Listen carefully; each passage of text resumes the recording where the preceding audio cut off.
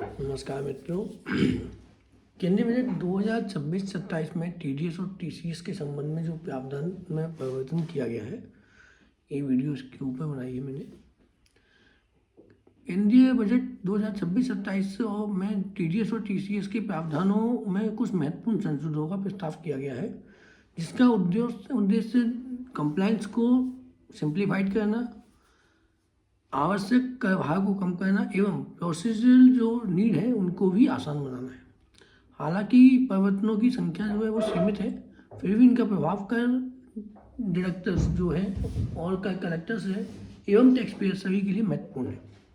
कुछ जो विशेष प्रावधान है वो इस प्रकार से है कि एक तो मोटर दुर्घटना दावा अधिकरण, मोटर एक्सीडेंट क्लेम ट्रिब्यूनल जो है, जिसके द्वारा किसी भी व्यक्ति को प्राकृतिक नेचुरल पर्सन को ब्याज दिया गया है तो वित्तीय वर्ष में प्राप्त कुल ब्याज 50,000 से अधिक नहीं है तो वह आयकर से मुक्त करने का प्रस्ताव है।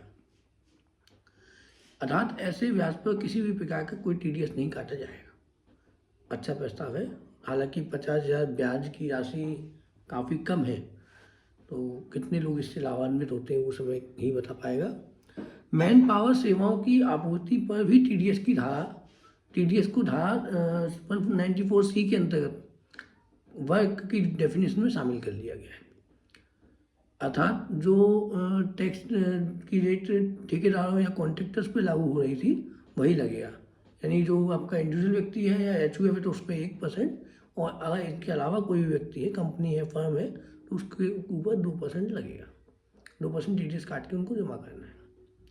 कोई ऐसा एनआरआई व्यक्ति जिसकी अचल संपत्ति परचेज कर रहा है, उस मामले में टीडीएस की कटौती जो निवासी इंडियन रेजिडेंशियल व्यक्ति होगा वायर के पैन के माध्यम से ही की जाएगी। 10 लेने की उसकी इसमें आवश्यकता नहीं होगी। ठीक है, सिंप्लीफाइड कर दिया, अच्छा प्रोविजन है, स्वागत योग्य है। उसके इसमें पैन जो इंडियन रेजिडेंस है उसके वायर के ही पैन नंबर पे आपका टीडीएस कट के जमा हो जाएगा। ठीक है, टीडीएस का भुगतान का जहाँ रिस्पॉन्सिबिलिटी है और उस केस में अगर हम लेखा अपनी बुक्स ऑफ अकाउंट और डॉक्यूमेंट प्रस्तुत प्रेजेंट नहीं करना चाहते हैं या नहीं कर सकते हैं तो उसको अपराध की श्रेणी से बाहर कर दिया है। अच्छा प्रस्ताव है। छोटा सा कई बार बुक्स ऑफ अकाउंट को प्रोड्यूस करने में प्रॉब्लम होती है या प्रॉपर मेंटेन नहीं होती है, तो उस केस में टीडीएस की लायबिलिटी है तब भी उसको ऑफेंस नहीं मानेंगे। ठीक है, अच्छा प्रस्ताव है। टीसीएस में जो है वो फॉरेन जो टूर पैकेज है, अगर कोई व्यक्ति उसकी सेवा दे रहा है तो टीसीएस को बिना किसी सीमा, यानी उसमें थ्रेशोल्ड लिमिट जो है वो हटा कर बिना किसी थ्रेशोल्ड सीमा के 2% टीडीएस काटने का प्रावधान है। ये शायद पहले 10 या 10 कुछ इसका जो लिमिट था वो 10 लाख तक 5% और 10 लाख से ऊपर की अगर सेवा है तो उस पर 20% का प्रावधान था, जिसको घटाकर 2% कर दिया। अच्छा प्रस्ताव है।